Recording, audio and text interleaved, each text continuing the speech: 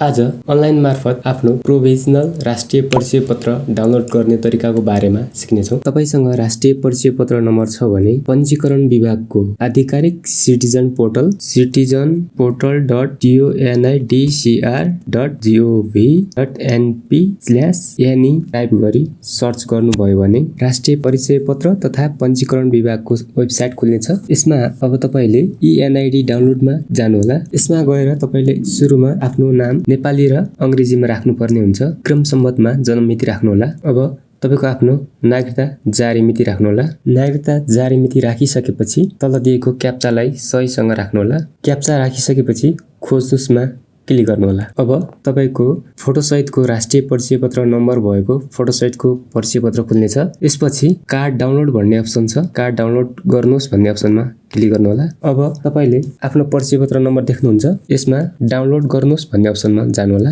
अब डाउनलोड गर्नुहोस्मा जानुहोला।